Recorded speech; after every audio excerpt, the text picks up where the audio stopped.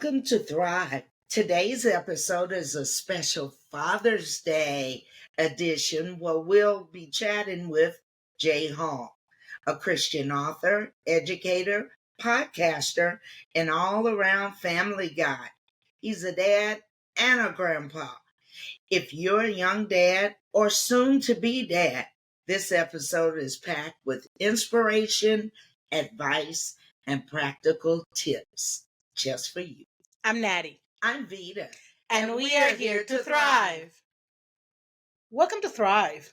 Jay Hall is not only an accomplished author and educator, but he's also a devoted family man and a grandfather. He recently released his first book, God Help Me. I'm a Young Dad, 10 Essentials for Becoming the Dad Your Kids Need, which has been making waves for its practical and inspirational guidance. Jay also hosts the Okie Bookcast, and his co-host is his daughter. Mm-hmm. Yep. Yes, monthly book chat show with his daughter. We can't wait to dive into the insight on fatherhood, faith, and your journey as a writer. So let's get started. Welcome to the show, Jay. Thanks so much. I'm excited to be hanging out with you guys this afternoon. Thank you. We are glad that you're here. Definitely. Can you start by telling our listeners a little bit about yourself and what inspires you to start writing? Absolutely. So you hit very quickly the highlights. So I'll flesh them out maybe a little bit. Uh-huh. So I am a dad and a grandfather. I do not want to miss that part of it. I have 4 kids. 2 of them are married. They're all basically adults. My youngest daughter is just finished her freshman year in college, so she's kind of in and out, but the rest of them are off living their lives, doing their thing. My oldest son and his wife have a 15-month-old little boy named Andy, and he is my grandson, and he is amazing. Everything they tell you about grandparenting it's better than they actually tell you, which is, I see you. It's the most fun. We live in Oklahoma City and have been here most of our lives, and this is the place that we love. I am an educator, mentioned that. I am the Dean of Social Sciences at Oklahoma City Community College, been there for about a year and a half. Prior to that, I worked at the University of Oklahoma and some other places, and love working with, connecting with college students and helping them take steps in their academic journeys. That has been the passion of the second half of my career. The first half of my career I spent in professional ministry, working with junior high school, and college students. And then that progressed into working actually in higher education to work with those students. And then for the stuff that I mess around with, you mentioned my book, and thank you for that. I wrote my first book a year ago and have always written. I was a very early reader. I have loved words since I was 3 years old. There is an apocryphal story about me reading the bathroom walls when I was with my grandfather on a road trip, and it's just kind of taken off from there. But as long as I have loved reading, I've also enjoyed writing. So I go back occasionally and find little things that I wrote when I was very young. None of it is any good. But finally, and then in my academic journey, did a lot of academic writing as I got my master's and PhD. And then more recently, was inspired to finally finish something beyond, being pushed by professors to actually get stuff done to get my book finished. But yeah, between writing and the podcast, it fills up a lot of the spare time that I get to have now because my 4 kids are out doing their cool stuff in the world. I have to say, you're a very patient man. You have to be. 4 kids, grandkids, and educator, and in ministry of teenagers, and you must be a real patient man. I don't know that all of them would agree with that, but very special, because you have to have patience beyond, above and beyond. Yes. So God definitely gave that to you. Now, if I have it came from him for sure. I know that's right. Look, you're an author, you're an educator, you're a podcaster, you're a family guy. How do you balance all these roles, especially with your family and your grandchildren? Yeah, I don't sleep very much. Okay. That's not completely true. I have always, I've always had a really, really active brain, like just kind of going all the time. And so I have always found things to fill that space, to think about, to work on, to be distracted by in some ways. So when I was in grad school, I was also working multiple jobs. When I started my first full-time job after grad school, I was teaching full-time as well as doing other things. I like to be busy, and I like being busy about things that I'm passionate about. And the truth is, because my kids are adults, they don't occupy as much time. They have their own lives. They do their own things. When they're here, that's what we do, especially when my grandson's here. That's what we focus on. There's not a lot of this going on. But, one of the reasons that the podcast started, and I think we're going to talk about that later, is I suddenly found myself with time that I hadn't had in 25 years of raising kids, and wanted to fill that time doing something other than just sitting in a chair watching TV. So that led to lots of new hobbies. But yeah, my wife and I have lots of things we like to do. We do some of them together. Some of them we're just not interested in the same things in some ways. And so I do this and she does her stuff. And, but yeah, it's finding time to do the things that we're passionate about, the things that we love, and being careful not to short anything. So one of the things that I really struggle with is I see lots of things that I think, man, it would be cool if I did that. And then recognize, oh, wait, that's going to take hours that I don't have. Right. So, trying to be careful to regulate, this is how much writing takes. This is how much podcasting takes. This is how much family takes. Occasionally I do have to go to work. They do expect that. And then, so what space is left, and can I do this other thing that sounds really cool in the space that I've got available? So let's talk about your book. Yeah. God Help Me, I'm a Young Dad. Can you 10 essentials for becoming the dad your kids need? Can you tell me what inspired you to write this book? I absolutely can. I've already actually talked about them. September a year ago, my son and daughter-in-law told us that they were expecting and that Andy was on the way. We didn't know who he was then, but we knew he was coming. And I started thinking about all the things that I hoped my son knew about being a dad. And it's, things I hoped that I had shown him and taught him and told him just through the years of being his dad. And we're a family that writes things down. My daughter's also an author, and my father-in-law is an author. My mother-in-law is an author. So there's lots of writing that goes on around our house. So I thought, well, I'll write some of this down. I'll just give it to him so that he doesn't feel like here come lectures from dad, because, who wants that? Mm-hmm. And so as I was starting to write things down, I started thinking about lots of other young men who are in our lives. Guys from church who are having young kids. A lot of my oldest son's friends are having children, and thought, gosh, if I want to write this down for him, I might as well just write it down for everybody. Mm-hmm. And so went through the fall, messing around with it, getting ideas, and then found myself with some time right at the beginning of last year of 2023, and just sat down and knocked it out and wrote for him. Mm-hmm. But then also in a way that obviously is more than just for him, but writing to young dads about the things that I think the Bible says are significant for us to be, both as men, as humans, but also as fathers, and with an eye towards how do we build these things into our lives, but also how do we build them into the lives of our kids and our family. So when we talk about love and compassion and service and joy and all these things, they should be true of us, but then also how do we help our kids develop those even from a very young age? And then the other inspiration actually came from the podcast as I thought about this. So my book is fairly short. It's 100 pages. It's kind of designed to be read in small chunks. But I interviewed a nonfiction author who was talking about his process of writing chapters. And he said, you don't sit down and you don't sit down to write a chapter. You sit down to write a piece. And every time you write a piece, eventually those pieces come together and become that chapter. And then I interviewed another nonfiction author who wrote a book that was 9,000 words. It's like they don't have to be doorstops, right? They don't have to be huge books to be impactful.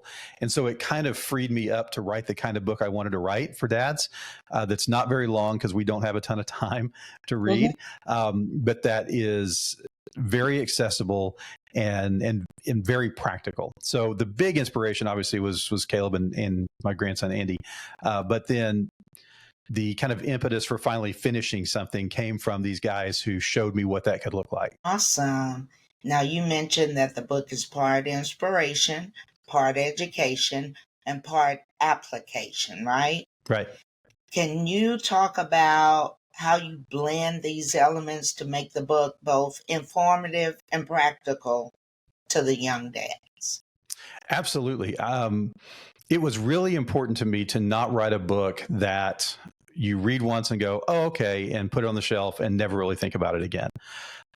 Especially given the limited amount of time and space that young dads tend to have to read. So I wanted something that a dad could read a little bit and think, okay, I can do that, or this is what that can look like, and then walk from whatever chair he's reading in to the dining room table and begin to practice these things with his kids.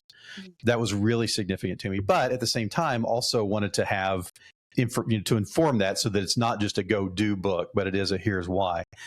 So when I talk about inspiration, education, and application, the things that that are talked about, the chapter titles, for lack of a better way to think about it, the essentials, come from the Bible, right? The Bible tells us we're supposed to have compassion, we're supposed to be loving, we're supposed to be joyful, we're supposed to be thankful. So that's where the inspiration comes from. And so I'll tell stories about this is what it looked like at my house with one of my kids or with somebody I know. The next step in that is, okay, so what does it look like? And so that's the education side of it, where we talk about, here's what the Bible says about being joyful. Here's what the Bible says about being thankful. Here are the different steps to develop that, always with an eye towards these things are gifts from God. So one of the big ideas in the book that comes from 2 Peter 1:3, where the Bible says God gives us everything we need for life and godliness. And I absolutely believe that that applies to fatherhood as well. If this is something God wants us to do, he will equip us for it. So the inspiration education side of it really is focused on, we don't have to stir these things up in ourselves. I don't have to be loving. I have to allow God to make me loving, to build that into me so that I can be loving or joyful or whatever. And so always kind of pointing back to God as the source of this stuff in our lives, not us just gutting it out and being tough. Because that's, unfortunately, for most of us, and I will say of us, because I definitely fall into that as men, we think we can handle this stuff. We think we can do this stuff. And so, okay, if I'm supposed to do this and I'm going to go do it, and rah, here we go. We don't have to. And quite honestly, it's not best when we do. So the application part of it, every chapter ends with, this is something you can go do right now at your house with your kids. Some of them take a little more than right now, but this is something you can start practicing in your life to build this into your life, but also into the lives of your kids. And again, as I mentioned, it's meant to be read slowly. I put some devotions at the end of each chapter, really to kind of create a pause. So you read a chapter and then there's 3 days of devotional materials with verses and things to think about that hopefully cause guys to stop and soak in what it means to be compassionate and to think about that for a couple of days and then pick up the next chapter and move on. So it really is, it's designed to be practical. It's designed to be thoughtful. It's designed to learn, but also then to go and do, because I think that's the best. For me, those are the best books that don't just tell me things, but that tell me things and then point me in a direction. Okay. What do you believe are some of the biggest challenges that young dads face today? And how can they overcome these challenges? Boy, I think about that a lot, because I think about my son. I think about these other guys. I think about my other kids as they become parents. I'll give you a couple. I think the biggest thing facing everybody in that generation is the problem of comparison. We live in a world now where, and you and I can do it too, everybody knows more about us than they've ever known before because it's all out there. Mm-hmm. But they also only know what we allow them to know. Right. So we are able to very carefully curate this picture of life in front of people, and it's never completely honest. As even the folks who are like, man, this is the real stuff. This is what my world really looks like. Is it? Because it probably isn't. Right. So these young dads are looking at, the dad who spends 40 hours a week coaching baseball or driving to softball tournaments all over the country, or taking their kid out snow skiing every Thursday, that kind of thing, or teach them to build rockets in the backyard. And we look at that and think, I don't have time to do that. I'm working 50 hours a week. We're just trying to survive. We're trying to figure out how to make this thing go. And so we begin to feel less than, because we don't match up to somebody's perfected image of the life that doesn't really exist for them either, for the most part. Mm-hmm. But we don't know that. We don't see that. And intellectually, we know that nobody really lives like that all the time. But there's this emotional side of us that looks at that and makes us feel less than. So I really do. I think comparison is brutal, and it's not new. I think it's just more stark and more kind of in our face than it was 30 years ago before we had social media to look at, because you were still looking at the guy down the street and thinking, man, he's got a nicer car than I do, right? We were still comparing, but there's so much more of it. And I think it can be so much more internalized than it has been before. And I think that leads then to the second thing that I think about, and that's time. We all have 24 hours in a day, right? Yes. But we live in a world that calls us to do more in those 24 hours than we've ever done before. And some of that comes from comparison, right? If I see this person, this dad doing this thing on social media, well, then I've got to figure out how to make that work too. So I'm going to try to coach 20 hours a week, or I'm going to try to do all these extra things when you may not have the space or the bandwidth to do it. Right. And so our time gets eaten up. So then we're tired. When we're present, we're not actually present because our minds are moving on to the next thing, or we're just exhausted.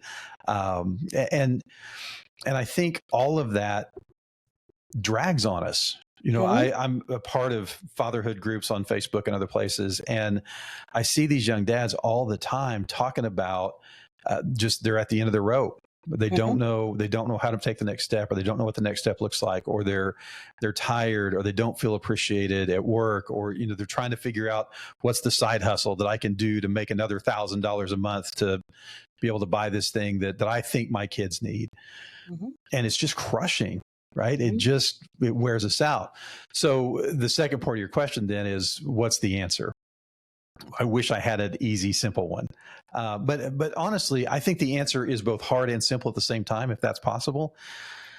If guys, and I'll just say if we, because now we're talking about me too, if we could understand who God says we are, right? That identity in Christ is solidified in us, so that it doesn't matter what somebody else is doing. It doesn't matter what somebody else is capable of or able to accomplish or what they have.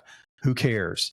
Because I know who I am, because this is who God says I am. And that's so easy for me to say. Like, that just rolls out like no big deal. But it's hard to internalize, because God tells us he's the still small voice, right? He's the quiet one. He's not going to yell over the noise. And so we have to go seek that out. And that's not always easy to do, but I'm absolutely convinced in my core that when we understand who we are, when we understand who God's made us to be, and that he didn't screw up. He didn't screw up when he put us in our family. He didn't screw up when he gave us the passions that he gave us. Like, he knows what he's doing, and he knows what's best for us, and he knows what he's made us for. Then suddenly that comparison doesn't grab us in the same way. And suddenly we find time to do the things that he's called us to do. And it's easier, like I was talking about before, it's easier to differentiate and say, I don't need to do that thing because I don't need to prove to anybody that I can do that thing. I think that's where we get caught up a lot of times, is because we get caught in, well, I've got to show somebody I can do this. Nobody cares. Nobody, that's the big secret, right? People are not paying as much attention to us as we think they are. So if we can get wrapped up in who God says we are, I think a lot of that goes away. That was a long way around, but I do think it makes perfect sense. Yeah. It makes perfect sense. And you reminded me of not a story, but a conversation I had with my mom in terms of, like you were saying, 30 years ago and nowadays. She used to tell me, we used to do so many things, and now you guys have technology and it should be easier. Why is it so much more complicated? And I remember giving her the example of having a cell phone. Probably 30 years ago, we did have cell phones, but when she was growing up or she was a young adult, there were no cell phones. So she had to leave work and get home and then be notified that there was no milk. So at that point, she would probably cook whatever and get the milk on her way back home the next day. When I leave work, I get 50 calls and I may have to do 10 stops before I actually make it home. Yeah. So yes, we do have certain advances, but those create some limitations. And so I agree with you about the fact that the dads are having the same issue. He's coming home from work, and okay, can you the toilet broke? Go stop at Home Depot and buy tools. Go pick up milk or diapers, on your way home.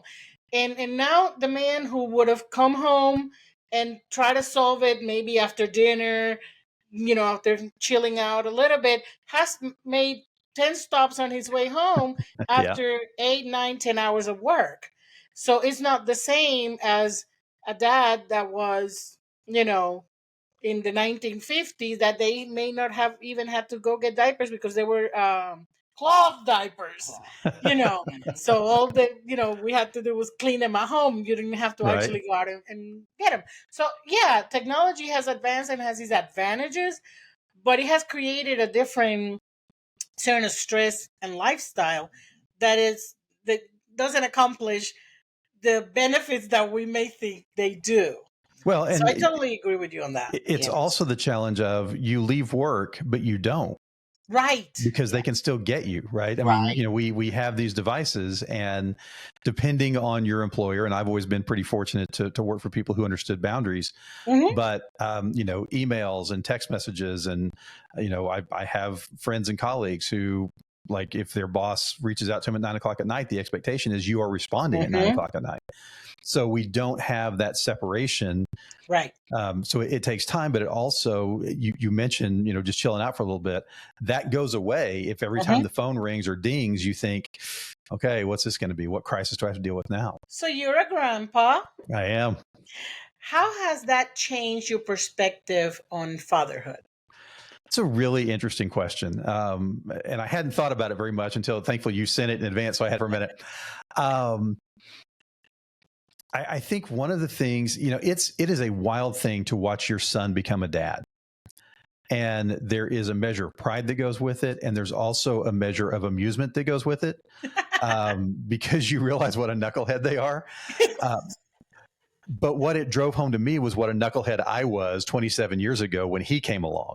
And I tell a story at the beginning of the book about what happened the very first night I had him, when it was 4:00 in the morning, and I made they weren't bad decisions. I just did something dumb because I was, young and I was a knucklehead. So I think one of the things that drives home is what a miracle it is that our children survive at all, when given us as parents, right?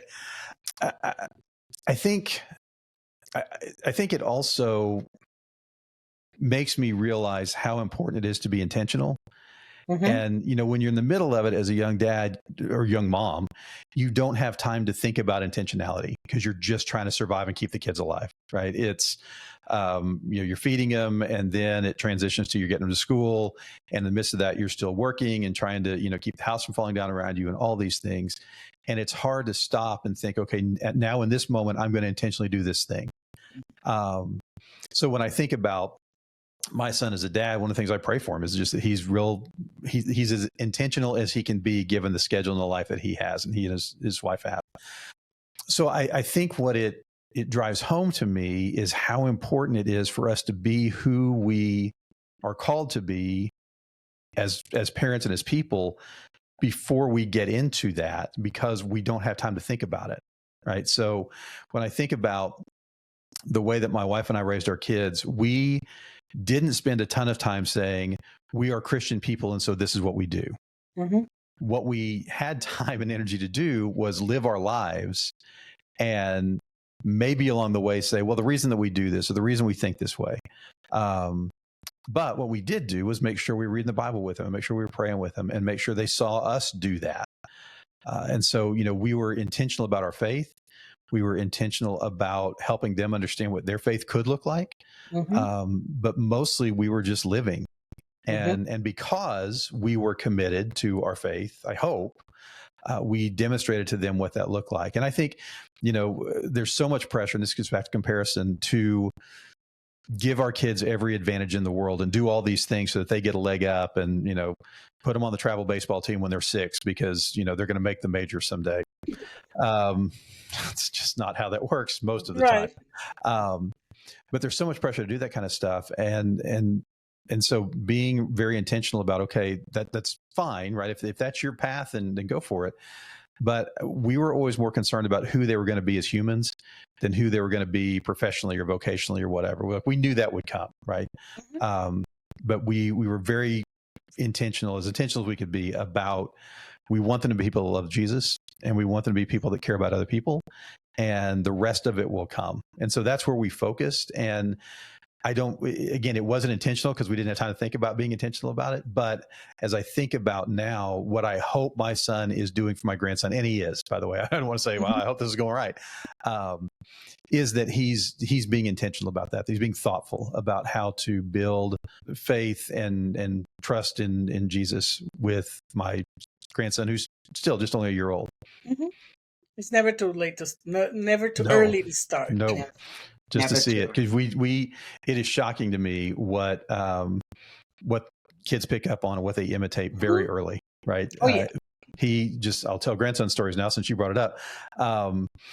My son and daughter-in-law both have allergies, and they live in a part of the world where they blow up occasionally. And for about 6 months, my grandson would fake sneeze all the time because he heard them do it. And so you could get him just to say achoo over and over again, because that was part of the communication that he saw from his parents. So yeah, I mean, we pick up on this stuff. Yeah.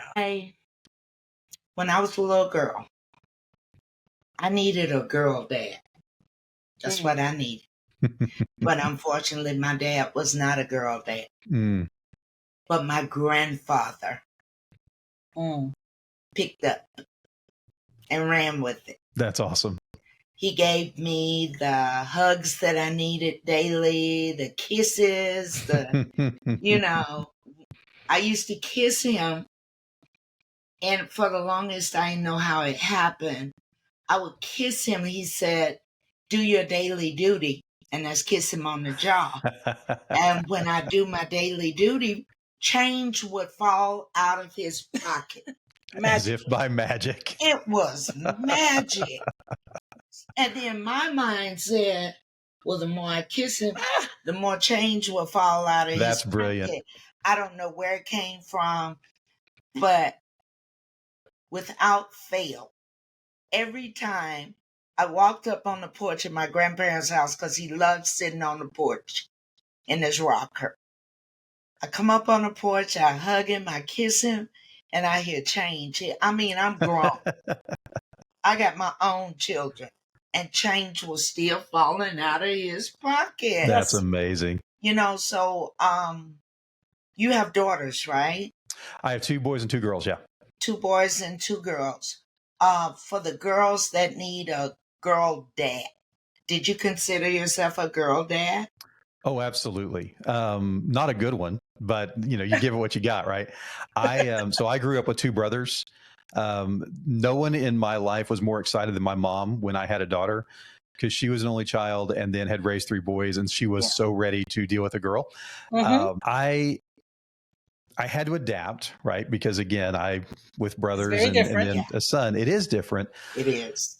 And so I had to decide early that I was going to go ahead and be interested in things that they were interested in, even if I wasn't all that interested in them. Right. And so, tell the truth, you had to dress as a princess at some tea point. Parties. I never, so I'm kind of a big guy. I never fit any of the princess stuff. There may have been a tiara once or twice that ended up on my head. There are no pictures that survived that, just to be very clear.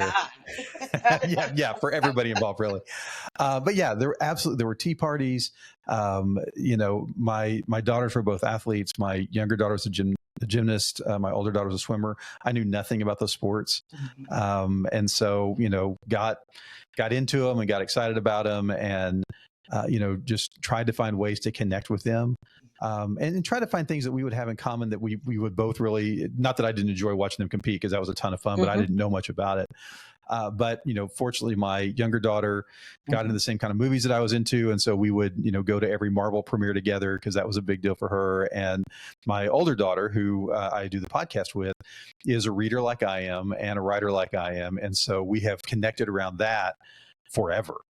So even when there was stuff going on in her world that I could not begin to fathom, we could connect and talk about that kind of thing. So yeah, I think, the thing of being a girl dad is sometimes setting aside who we understand ourselves to be, and engaging part of us that is there. I do have compassion in me. I do have, the ability to nurture and things like that. It's just not what I typically live in. So when my daughters were a certain age and would break down crying over things that I didn't think were a big deal, I didn't get to say, I don't think that's a big deal, right? I had to go ahead and get in there and, man, I'm so sorry. And what can we do? And let's figure this thing out. As opposed to, suck it up. Right. And honestly, what that did in some ways was help me be that kind of dad to my boys as well. Because they had things that hurt them too. And I mentioned in the book, all of my kids had a moment in their young teenage life that they saw how hard the world could be. And they were all different. But it gave me the opportunity in those moments to not just say, yeah, life's hard, get a helmet, but to actually engage with them and be who they needed me to be. And I credit part of that to raising daughters and recognizing we have this other way of interacting that's not just, punch it out and then hug it out. Right. Yeah, I'm sure. My dad died when I was very, very young. So my memories of my dad are a little fuzzy. But the one that I do have, and he didn't get to the part of the tea parties. He died before that, so he was spared of that. But I remember being like 4 years old and asking my mom to teach me how to cook a breakfast for him, and she helped me make a sandwich. And he was so happy because I had made this big breakfast for him, or so I thought, and it was a sandwich. And I'm sure, and my dad, it was funny because back in the day, you remember when people used to deliver milk to the houses in the glass bottles. Well, no, I was not that far back. It was in the actual containers. Oh, how old are you? It was not that far back. It was the crates, but it was already in the paper cartons. No, I didn't go that far back. Well, he was an accountant for a milk company. Okay. But that milk company, our house was in that route. So sometimes he would get in the truck with the guys and be the one delivering at my house just to sneak a little time. Oh, that's cool. With me. Oh yeah, that was the most fun thing because it was him actually delivering. It was chocolate milk and the regular milk, and that was so much fun. So one of the things I think and you have boys and you have girls is they don't realize the importance of a dad, in the sense that a dad will teach a boy how to be a man and how to be a father, but they will teach a girl how she needs to be treated by a man. Yeah. And how the man in her life should be towards her. So, like you were saying, the love, the compassion, the how, you need to not say suck it up, buttercup. Our emotions are a little bit different than yours. Right. So yeah, I one of the things that I think it's important to emphasize to all dads that will be listening to this is it doesn't matter if you have a boy or a girl, your presence in their life is very vital, because either way, your presence is irreplaceable. Oh yeah. In the life of your child. Oh yeah. And what you've taught, you taught your girls and you taught your sons about compassion, about love, and support. Because unfortunately, there are a lot of little boys that grow up and their dads tell them, real men don't cry. Right. Well, I had my husband walking around in a t-shirt that said, real men do cry. Okay. Yeah. Because I found out long ago, if a man's not crying, he's punching somebody, because you got emotions. What you gonna do with them? So for you to teach your sons, yeah, girl disappointed you, or, you didn't make the team or whatever, you sat down, you talked to them. I'm sure by the time y'all finished talking, they felt better in the I hope that's true. conversation. Yeah. Yeah. Well, And and especially with the girls. my kids know that I'm a mess.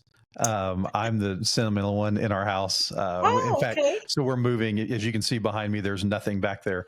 And in the midst of the move, my wife is like brutal. Like, we're throwing this away, we're getting rid of this, whatever. And I'm like, Yeah. well, I mean, but you remember that It's so thing back? special. Yeah. So yeah, and as I've gotten older, I've gotten worse. I cry at the silliest things now. But I don't apologize for it, right? I mean, that's just, that's how I'm wired. So yeah, when I get that, well, men don't cry, I don't understand it at all, because it's just not who I am. There are days where I wish that I was a little bit tougher about some of that stuff, but I'm okay with it like I am. Mm-hmm. So I know you're working on a new book. Yep. And it's another God Help Me book, but this one is a series for college students. Mm-hmm. Tell us what to expect about that with the book. It's the same and different. So how's that for not very helpful? So as I mentioned, my youngest daughter is in college now. Okay. And as I watched her go off, and my other 3 kids have gone and done college as well, I've just thought a lot about what college students need and what they need to know. And, we do a lot of things in preparing students for college academically. We don't always do a lot to help them think about being the kind of person that God wants them to be when they're in college. And I'm going to be careful here because I don't want to offend anybody, but if it does, then I apologize in advance. A lot of our spiritual preparation for college is watch out, because they're going to try to make you a bad person. They're going to try to, make you lose your faith. And I'll tell you, I've worked in Christian colleges and I've worked in public colleges for 15 years. And I've yet to encounter someone who intentionally was trying to make anybody give up their faith or now, it's part of our job to help students ask questions. And I am deeply convinced that my faith can stand up to my questions or anybody else's. And so when I think about college students thriving and being successful, not just as students, but as humans when they go off to school, that's what brought that book about. And so what I'm focusing on as I write is in the same vein as God Help Me, I'm a Young Dad. It's 10 essentials. It's 10 big ideas, just shifted to the kinds of things that college students need to be thinking about as they are engaging life as a college student. So we talk about community, we talk about relationships, we talk about integrity, because integrity, particularly among academics, but not exclusively among academics, is a real challenge on college campuses because it's really fuzzy right now. Like it's not as cut and dried as it was when I went to school, 30 years ago when dinosaurs ruled the earth. We talk about rest. Yeah. And just the importance of taking care of yourself. And so these different things that I've watched my kids and their friends, and then years and years and years of college students that I've worked with, the things I've seen them struggle with, I want to give them some guidance. I want to give them a map that both talks about biblically, this is what it looks like. So when you're engaging a question of integrity, what does the Bible say? Like not what do you feel like is okay or what do you think you can get away with? What does the Bible say about how we're supposed to live as integrous people? But then also practically, okay, then how do we do that? Right? In a world, if everybody else around us is choosing to go this certain route, how do we choose otherwise? Thinking like particularly about something like rest. College is not a place to get a lot of sleep, right? It's designed because there's so many opportunities and so many great things. And, oh, by the way, you're also supposed to do school and study and do homework and that kind of thing. So where in that do we find space to just stop? And rest isn't just sleep, right? Rest is also shutting our brains down and letting ourselves just be for a little while. So that's what's coming. My hope is that it's going to be out by August as colleges are ramping back up. A lot of that depends on just the time that I have as we or moving and doing other things. But the goal is definitely to get that out. And I'm excited about, again, just in the way that I feel like I've been able to impact dads through the first book, to have an impact on college students, to help them think maybe a little bit differently about what that first year or any of their college years can look like, and how they can navigate some things and think about some things they're going to have to navigate with some decisions before they actually have to encounter them, if that makes sense. Absolutely. Okay. Yeah, that's great. Let's talk about your podcast with your daughter. Yes. And what motivated you to do it? So the Okie Bookcast, as I mentioned, it came out of recognizing that I had some time that I hadn't ever had or hadn't had in 20 something years. And I will tell you, I was in this season. It was during COVID and things were still locked down. I was still working from home. So this is the summer of 2021. And I remember leaving my home office, going into the living room, sitting down, and about 6 hours later, getting up and going to bed.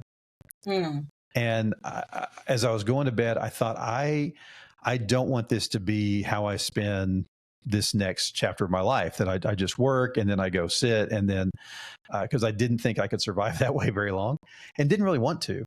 And so really started thinking about, so what am I going to do? And I was reading a book called Start. And just one of the things that challenged people to do, and it was thinking about, what else do you want to do? What does the next chapter look like? And one of the challenges was just write down all the things that you care about, or that you think are fun, or you think are cool. And so one night as I was going to bed, I wrote down, I like technology. I love to read. I'm an educator, so I like to teach, and just all these things. Went to bed, didn't think anything else about it. It was a Friday night. 6:30 the next morning, which was Saturday. And I have to tell you that I don't see 6:30 on Saturday morning very often. It's not a thing I particularly enjoy. I see you guys looking at each other. Oh, no, she's looking at me. I'm the one who tries to do things in the morning, and that's when she tells me off. But it's Saturday. Exactly. Thank you. Thank you. Thank you. Yes. So 6:30 Saturday morning, and I do not interact very often. And I woke up thinking about a podcast.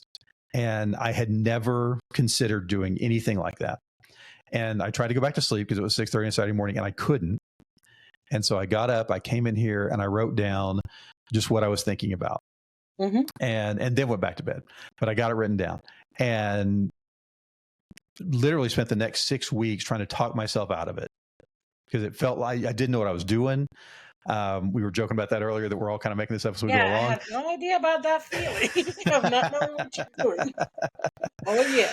Know it very well. So, I was trying to talk myself out of it. I didn't tell anybody. I didn't tell my wife. I didn't tell anybody that I was thinking about this, because I thought, well, okay, this is going to go away. It's going to pass.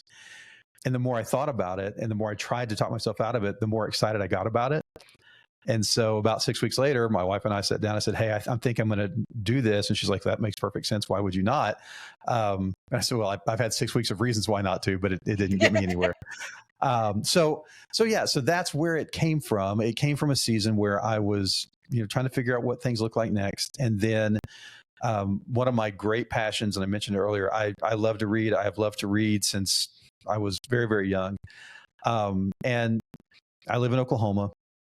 And Oklahoma is not a place that people think about very often when they think about great authors, or they think about great literature, or they think about interesting stories. And we are full of all of those things. And so the Okie Bookcast, half of it, and we'll talk about the other half in a second with my daughter, is designed to shine a light on these fantastic authors and storytellers that exist in this state. And so I've talked with National Book Award winners. I have talked with all kinds of Oklahoma Book Award winners. We've talked about books that are on everybody's top 10 lists of some of the great novels of all time. So all these things come from here. And so it's really been fun as I have listeners all over the country and all over the world. And I hear all the time, I had no idea. Right. I didn't know that person was from Oklahoma. I didn't know that book was from there. I didn't know that book was about Oklahoma. And it's a blast kind of opening the doors to the incredible work that goes on here.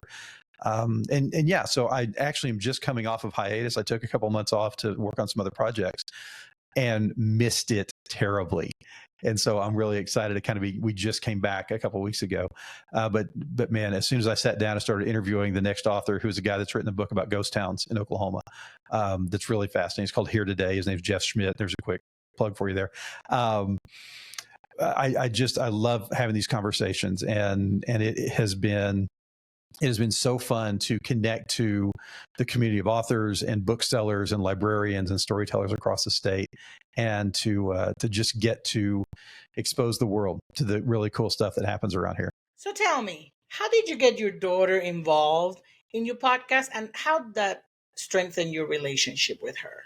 From the beginning, I have tried to figure out how to get Hannah involved in the conversation, because she's my one of the four kids who is a reader. They all can read. She's just the one who actually does. She's a writer. She teaches professional writing at the University of Oklahoma. So she thinks about this stuff in kind of deep ways, is really articulate, and is just fun to talk to about books. And these are conversations that we've had her whole life. So I was trying to figure out how to incorporate her into the conversation, because the Bookcast itself is an interview show. And so it's me talking to another author, a couple of authors, and there just wasn't a great way that I could come up with for inserting another voice, another interviewer into that conversation. So one night during the summer of 2022, I guess it would be, we were talking about something, probably about a movie, or I don't even think it was about books, but we were kind of messing with each other and having a disagreement, but kind of that friendly thing where we just mess with each other a little bit. And I thought, man, I've just got to find a way to have this kind of conversation with her on the show. And so I thought, well, okay, what would happen if just the two of us got on and talked about what we were reading and different books, and just did some reviews and recommendations, and maybe have a guest come on. So said, hey, let's do this. Let's sit down. Let's give it a shot. Let's see what happens. And it was so fun, and really was a great conversation. And so we recorded like on a Tuesday night, and I said, I'm doing this tonight. I sat down, did all the editing, and had it up the next morning, because it was so fun. And so that's almost 2 years ago now. We've been doing it every month, except for the recent hiatus. And it's one of the most fun things I do on the show, because I love talking with her. I love getting to interact and just have conversations about books. The dynamic that we have on the show is very much our dynamic as father and daughter. We mess with each other, but we're very much alike. But just different enough that we disagree on certain things. And those disagreements, I think, are some of the fun parts of the show, where we are talking about just our different viewpoints on authors or on particular books, or on things that we kind of needle each other about. And, it's been fun. I have shown up at events where I was either interviewing somebody or was a part of something that was going on. And the most frequent question I get now is, where's Hannah? Or isn't Hannah going to be there with you? Because people really enjoy listening to her on that part of the show. So it comes from the same place. It's still in the Okie Bookcast, but it's called Your Next Great Read. And it's our monthly book chat show. We've also had some amazing guests come on and talk with us. Recently, we had one of our favorite authors come on, and it was just one of those, like, I can't believe this is actually happening. And we tried not to nerd out too much, and, may or may not have been successful, but we gave it our best. But I think, we talk about how that strengthens our relationship. I think it's just solidified a bond that we already had over books and writing. Like I said, the relationship that you hear on the show is the relationship that we have. It's an excuse for us to get together and do that at least once a month. We do it more often than that. But I think it drives home one of the other big ideas, again, from the book, is that intentional time spent together solidifies and strengthens a relationship. And so this intentional time that we spend getting ready for the conversation, having the conversation, doing all the promoting and other stuff that we do, is just one more way that she and I get to spend time together, even now that she is an adult and has her own life and is doing, amazing things as an author and a wife and a teacher and all the other stuff that she does. We still get to spend that time together. So, Your Next Great Read is one of my favorite parts of doing the Bookcast, and just love getting to do it with her. So you're asking for the most important piece of advice, but I'm going to give you two, if that's okay. For our listeners who are young dads or about to become dads, what's the most important piece of advice that you would give them? Well, you asked for one, but I'm going to go ahead and give you two if that's okay. And the first one I've already mentioned. I think one of the things that I would want dads to know is that 2 Peter 1:3 is true. That the Bible says that God gives us everything we need for life and godliness, and that includes being a dad. So all of the things that we need to know, all the things that we need to do to be successful as a father come from our perfect father, right? They come from God who invented this thing and who equips us to accomplish all the things that he wants us to do. So we don't have to stir it up in ourselves. We can rely on him and lean on him and get what we need. And the second is actually the last thing I say in the book. I tell stories about my dad who, when I was growing up, came to music performances that he didn't understand and band concerts that he was like, I don't know what this stuff is, but he was there. Even when he was working until midnight, he'd take an hour off and come watch a concert or a show and then go back to work. And so the last words of the book are the best piece of advice I think I can give any dad anywhere about anything. And that's just keep showing up. Just in every way you can, be present, keep showing up. If our listeners want to reach out to you, get your book, find you on social media, how can they do that? If our listeners want to reach out to you, get your book, find you on social media, how can they do that? The best place to find everything about the podcast and the book is to go to my podcast website. Actually, it's okiebookcast.com.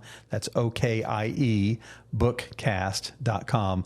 And you can find links there to my book. You can find links to the podcast, to the Your Next Great Read features with Hannah.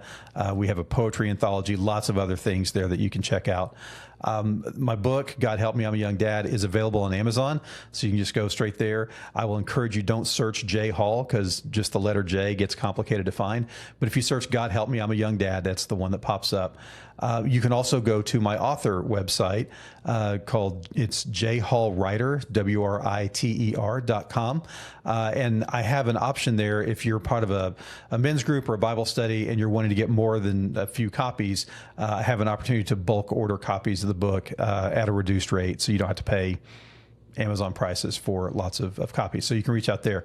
And then lastly, love to talk to people on social media, love to connect and talk about fatherhood and lots of other stuff. And I am at Okie Bookcast at all the places, Twitter, Instagram, Facebook, TikTok, wherever you're looking for me, at Okie Bookcast. And would love to connect and hear your fatherhood stories and your stories in general. And if you read the book and enjoy it, love to hear just what you're connecting to there. We thank you so much, Jay, for joining us today and sharing your wisdom. We enjoyed our conversation and learned a lot about the essentials of fatherhood. Absolutely, Jay. It's been a pleasure having you on our show. And we're looking forward to seeing more of your work and hearing more from you on the Okie Bookcast. Thanks so much for having me. This has been a lot of fun. Thank you for navigating the technical challenges that we've had, and love talking with you and talking about this stuff. So thanks again for having me. To all our listeners, don't forget to check out Jay Hall's book, God Help Me, I'm a Young Dad. Again, God Help Me, I'm a Young Dad. 10 Essentials for Becoming the Dad Your Kids Need. You will find all the information in the description. This will be a great Father's Day gift for a young dad. Now, if you enjoyed this episode of Thrive by the Rising Muse, it's going to be on your favorite podcast platform. Don't forget, follow us on social media for updates, behind the scene content, and more. You can find us on Facebook, TikTok, and Threads under The Rising Muse. And YouTube. Well, and on YouTube, youtube.com at The Rising Muses. /. Yes, I'm sorry. Yes, you're correct. YouTube.com / at the Rising Muse. There you go. Good job. Now, don't forget, because yes, we're celebrating Father's Day, but that doesn't mean that everybody's having a happy and healthy Father's Day. So if you are in a moment of crisis and you need somebody to talk to, please remember you can dial 988. And if there's somebody in your life who's having a tough time today or any day, make sure you know you can call 911. Yes, definitely. And for those of you who have fathers who are no longer here, this is a time to reflect on good memory. Happy Father's Day to everyone, and thank you for tuning in. Happy Father's Day to all the dads and dads to be. Until next time. Don't forget to thrive. Have a blessed day. Bye-bye.